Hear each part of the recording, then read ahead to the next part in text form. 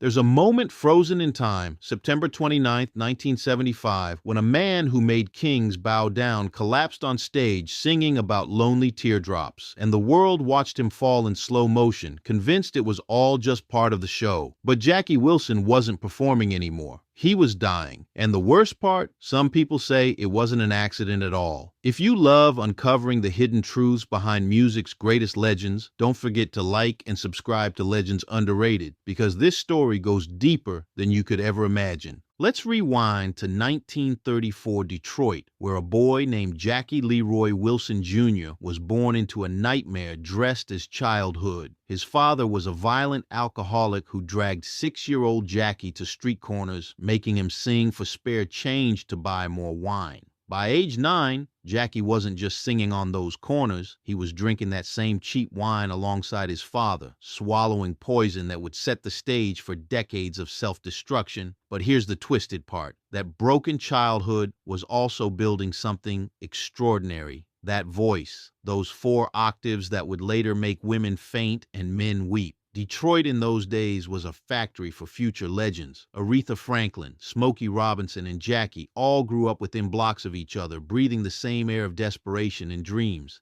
Jackie became a class clown, a troublemaker, a gang member.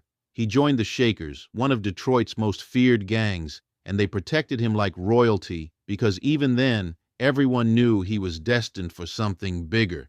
By age 16, he dropped out of school and entered the Golden Gloves as a boxer, lying about his age, winning the welterweight title.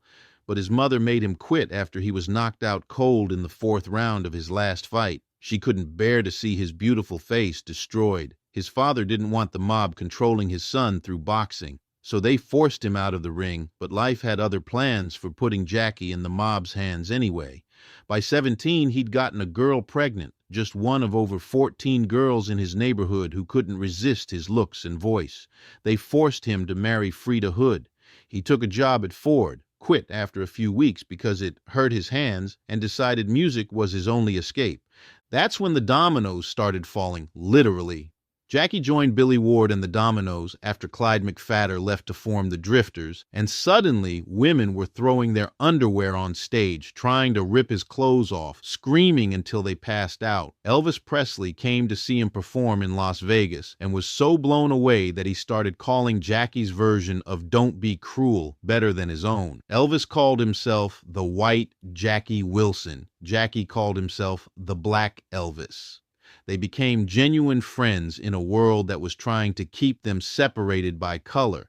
DJ Alan Freed gave Jackie the nickname Mr. Excitement, and it stuck because watching Jackie Wilson perform was like witnessing a man catch fire and refuse to stop dancing. But here's where the story turns dark. After Jackie left the Dominoes to go solo in 1957, his manager, Al Green, who just connected him with an up-and-coming songwriter named Berry Gordy, suddenly dropped dead from a heart attack. Convenient timing. Enter Nat Tarnopol. Nat Tarnopol wasn't just a manager. He was connected to Morris Levy, one of the most dangerous mob figures in the music industry, a man who ran Roulette Records like a criminal empire. Nat took over Jackie's career and Jackie's star exploded. Reed Petite dropped, written by Berry Gordy, and it climbed the charts. Then came To Be Loved, the song that would decades later soundtrack Eddie Murphy's Kiss in Coming to America. Then the monster hit Lonely Teardrops. Number 7 on the Billboard, Hot 100, number 1 on the R&B charts, over 1 million copies sold. Jackie appeared on American Bandstand and became a superstar overnight. In 1960, he signed a new contract with Brunswick Records for $1 million, making him the highest-paid black musician in America behind only Elvis. But Berry Gordy, the man who wrote those hits, he barely got paid. When Berry confronted Nat and Jackie about his money, they told him they didn't need him anymore, that they could find other songwriters. So Berry borrowed $800 from his family and started something called Motown Records. You know how that story ends. But for Jackie, the betrayal of Berry was just the beginning of a pattern. Everyone around him was getting rich while he got used. February 15th, 1961, Valentine's Day had just passed, and Jackie Wilson was coming back to his Manhattan apartment after a show, riding high on fame, when he found Juanita Jones sitting outside his door. What happened next depends on who you ask, and every version sounds like a lie covering up something worse. One story says Jackie ignored her, so she pulled a gun.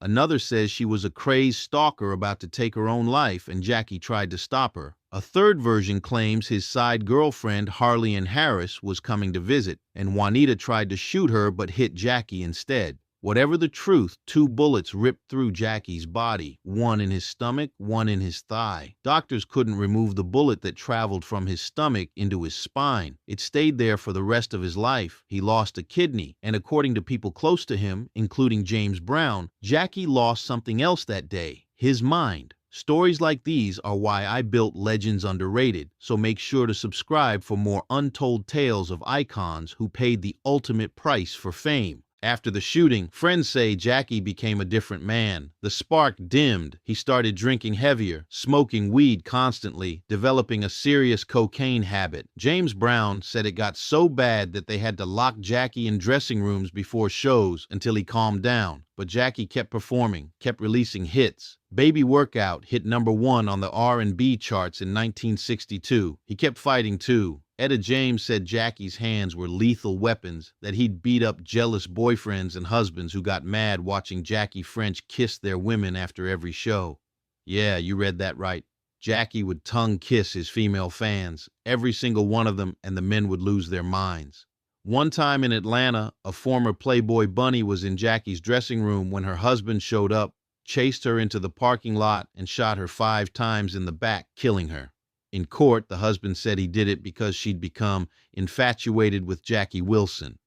The chaos followed Jackie everywhere, but so did his generosity. He'd give away $2,000 worth of jewelry to students in Boston, hand out $1,500 a day to people who needed it, pay Etta James out of his own pocket when promoters tried to cheat her. But in 1964, something happened that sounds too insane to be true, except multiple people confirmed it. Jackie refused to sign a new contract with Nat Tarnopol because other record labels were offering him better deals, and Nat didn't like that. So Nat and his boys grabbed Jackie, took him to a hotel, opened a window, and hung him upside down by his feet, dangling him over the edge.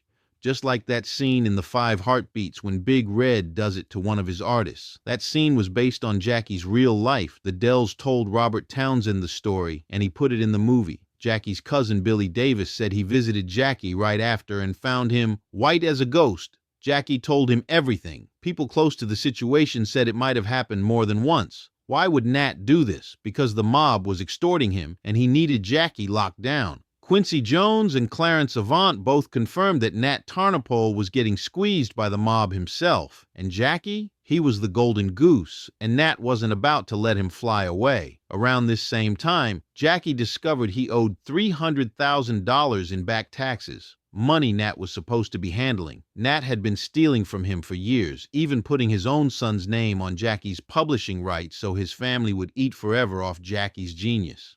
Sound familiar? It's the same thing Diddy did to the LOX decades later. Then the real tragedies started piling up like a curse. In 1964, Jackie's best friend Sam Cooke was shot and killed under suspicious circumstances. In 1970, Jackie's 16-year-old son, Jackie Jr., was shot in the back and killed on a neighbor's porch over some petty argument. Jackie took his son's death so hard that he dove even deeper into drugs and alcohol, trying to drown the pain, but it only pulled him under faster. Then in 1969, Jackie walked in on his wife Harleen in bed with Nat Tarnopol, his own manager, the man who hung him out of a window. Jackie never saw Harleen or their son again after that betrayal. Everything was falling apart, but Jackie kept performing because performing was all he knew. In 1975, Nat Tarnopol and 18 other Brunswick Records executives were indicted on federal charges of mail fraud, tax evasion, bribery, and payola. The government discovered that Nat owed Jackie over $1 million in stolen royalties. Jackie was scheduled to testify against Nat in the case. 3 months before that testimony, Jackie Wilson collapsed on stage.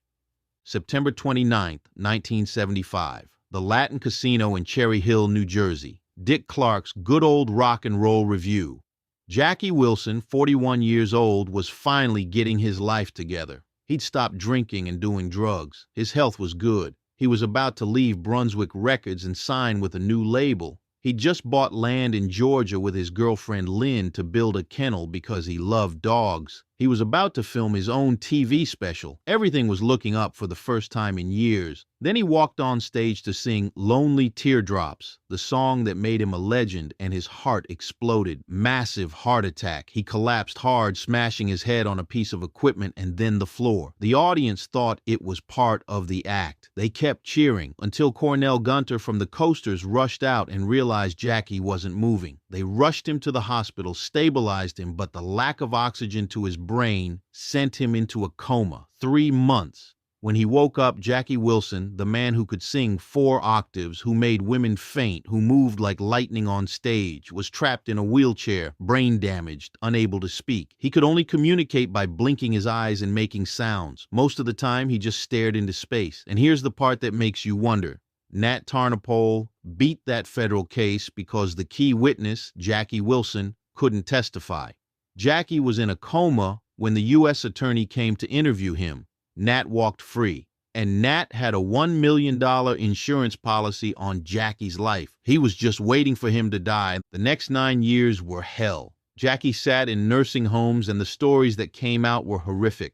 2 black eyes while still in the coma, a broken nose. People said his oxygen tank malfunctioned, that he fell out of his chair, that they gave him wrong medications, left him unattended, sat him too close to walls where he'd bang his head during convulsions. A heat lamp fell on him and burned him. His wrist was broken. He was a vegetable, and the people supposed to care for him treated him like garbage. His hospital bills kept climbing. His ex-wife Harleen, the same one who cheated on him with Nat, won custody in court because they'd never actually divorced, and she controlled his medical decisions. Lynn, the woman who truly loved him, was shut out. But Jackie's friends showed up. Elvis Presley sent $30,000.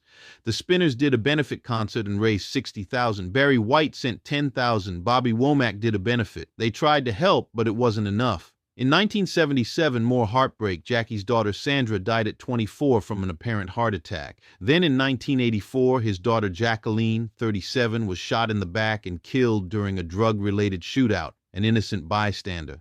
January 21st, 1984. Jackie Wilson died at 49 years old. The official cause, complications from pneumonia. But his girlfriend Lynn said something different. She said he died from strangulation, not pneumonia. Strangulation. Let that sink in.